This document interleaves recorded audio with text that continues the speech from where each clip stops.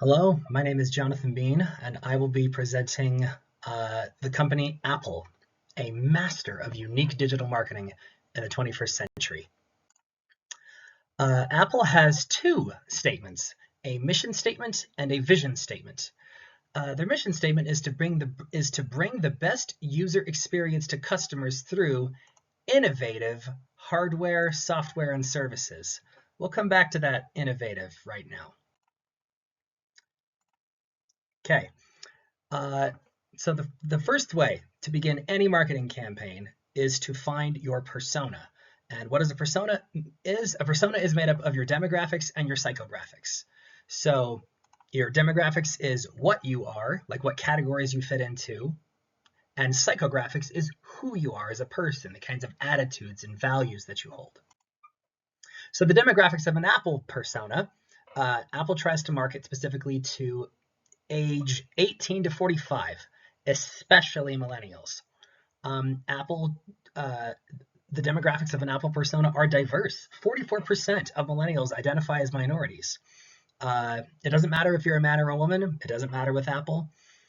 And the three ones that matter particularly are a higher education level, a higher disposable income, and usually greater urban density. In other words, Apple doesn't try to market to people who live in rural Kansas. The psychographics of an Apple persona, we're only going to focus on one of these right now, innovators. Apple users love to be on the very edge of technology. See that word, innovative? Innovation, being on the cutting edge of technology, gets Apple users crazy. That's the kind of person Apple loves to market to. It's good to represent Apple with a big list of things, but it can also help to represent a persona visually, just with pictures. So here are some 4 pictures that I found that represent what an Apple user wants pretty creatively. They want to be transparent. They want their lives to be easier. They love integrating technology, and they love being creative. So here's a couple of persona examples. This persona could be a student who is dedicated to fitness and staying on the go. This one could be a professional who loves to live an active social life, and they're the one taking all the pictures. This one could be a creative type who loves to relax and game some high-quality gaming in the evenings. Now, you would use actual data to build this persona. These are just 3 off the top of my head examples. So all this data, all this persona, all these demographics and psychographics, all these come together to help Apple to focus fire on the kind of customer who is most motivated to take action. So with that in mind, Apple can make their pricing more expensive. When you market to someone who has a higher income because they have higher education, you can charge for more expensive products. And by emphasizing premium features, you get the innovators to be excited about your product. When you keep things diverse, Apple users are pretty equally split between male and female. So by not getting too specific, like if Apple came out with a super feminine ad or a super masculine ad, it would actually turn off about 50% of their user base. As you showcase design and tech, Apple users love to make informed decisions. We'll come back to this one in a second. And then finally, product loyalty. Apple can build a lot of different products that work together so that an Apple user is encouraged by the way the product works to get an iPhone and an iPad and a Mac and Apple TV, etc. So here are some 4 things that Apple can then do with this information. With all this demographics and psychographics, here's what Apple can do with it. Number one, they can show a solution. Apple's ads don't tend to focus on the problem like some infomercials. Apple ads focus on the solution. Apple showcases that they love to keep things simple. An Apple user doesn't care if they have all the options in the world. What matters to an Apple user is that it is simple and easy to use. Again, we're just going to come back to this cutting edge thing because it's one of the things that innovators love about Apple products. And one of their big marketing slogans in the last decade was to think differently. Apple users love to feel special. They love to feel creative. They love to not just go with the flow like everybody else. As a fun experiment, what should Apple not do?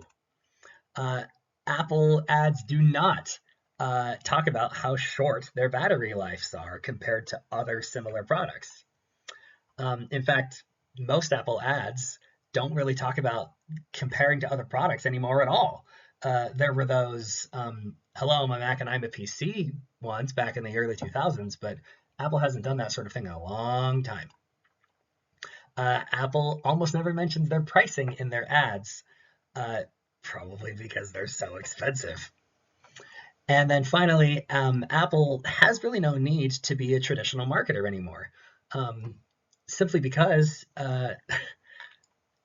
most of the country has a cell phone. And if you already have a cell phone, you've already decided probably by now what you're going to get. Anyone who has a phone, anyone who's going to get a phone already has one. So there's really no need to put up billboards about the next Apple thing because only Apple users are ever going to be interested in that. It'd be a waste of money. Okay, let's take a look at some of Apple's social media accounts. Okay, here's their Facebook, 14 million. Here's their Twitter, 9.7 million. Here's their Instagram, 10 million monthly views. And here's their, oh, you can't see it because I'm in the way. There's their LinkedIn, 18 million followers.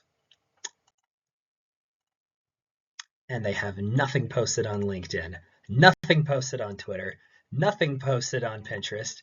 And the only thing they ever post on Facebook is an updated cover photo. So what gives? Why is that? Why does Apple have all these ghost towns? Well, it's because of pruning.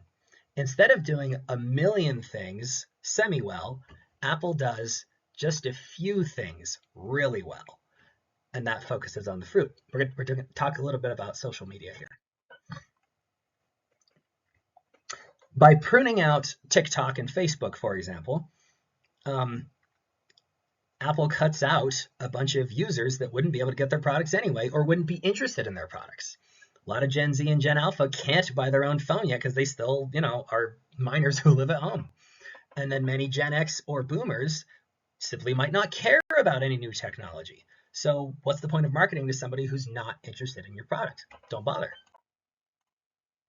Here are some Apple products that here are some social media accounts that Apple does have that are, however, that they focus their energy into.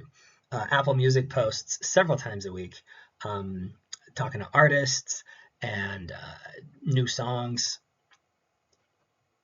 Right, 10.3 million followers, and they only posted 4 hours ago. Apple support is very easy to find, multiple places, and of course their Instagram and YouTube. Those are what I'm actually going to focus on right now. Okay, one of the biggest things that Apple does on their Instagram is using the hashtag #ShotOnIPhone, where they will take either a user's photo or video and throw it with the hashtag #ShotOnIPhone. Now, their pinned reel has 21 million views, and it actually, in most advertising, you need to choose either dynamic professional quality advertising with nice camera work and good lighting and well scripted moments, or you can have real, sincere, authentic, a dude in a regular room or in his car talking to a phone, making it seem like it's like a real person. But this Apple's pinned reel on their Instagram, their most viewed one by far, is the best of both worlds, and this is brilliant.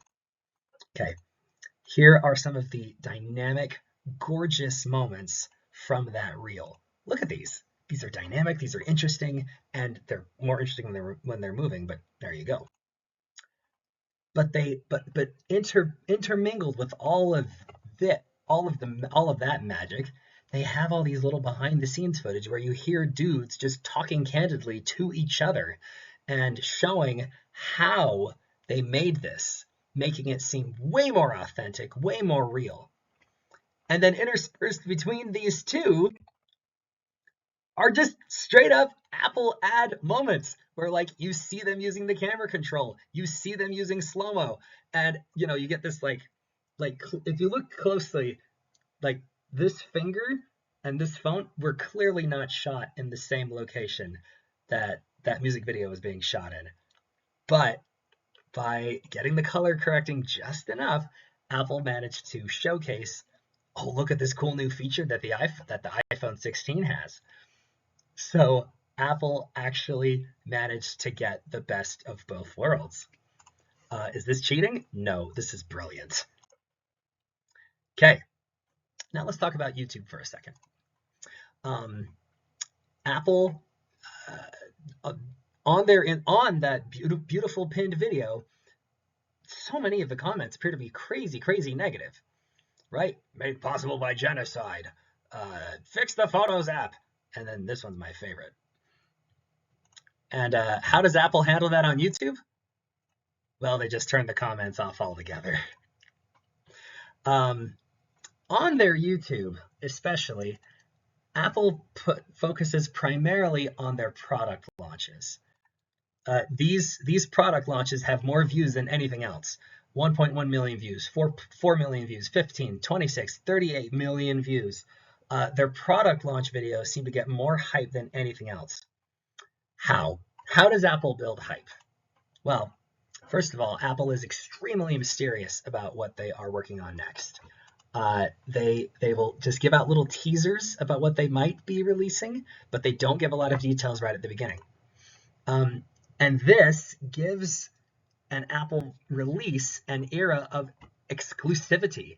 Like, if I know what's coming with Apple, I'm part of the in crowd. I'm all that in a bag of chips. And they will just give out these sparse little updates and then allow the internet to just go nuts. They'll allow that the fanatics and the innovators to just speculate. Asena Arica from Digital Agency Network says, this turns customers' impatience and gets them pumped up in a way that has them buying whatever it is, rather than stopping to think if they even need what Apple is introducing. So, just today, just in the last 24 hours, a new Mac Mini, a new iMac, and then just within the last year, Apple Vision Pro. These are getting crazy amounts of views because of how Apple sort of streamlines and controls the narrative from beginning to end. One of the best ways that they do this is through something called Apple Events. Apple Events are practically like a rock concert. They feel exclusive, and they're those things where the CEO stands in front of a giant PowerPoint and explains the next crazy big thing that Apple's coming with. There's applause and there's crazy music and probably pyrotechnics. Never actually been to one of them myself, but I've heard that they can get pretty intense. One of the ways that Apple then uses that hype is through the call to action button on their website. Apple understands that someone who's buying one of their technological products wants to be informed because they are expensive and people want to know how they work. So look at these two call to action buttons. Learn more and buy. Notice how the learn more actually sticks out way more than the buy does. Apple wants you to learn more about their products first, or rather, Apple knows that you want to learn more about their products before you click buy. But Apple still has the buy button next to learn more in case you already know exactly what you want and exactly why you're getting it. In case you've learned from somewhere else, you don't have to learn more. You can just click buy right now. Great call to action. There it is. Main homepage, learn more, buy. Buy. And at the bottom of every single web page, shop and learn. Another way Apple advertises well is through their branding. Look at these three pictures.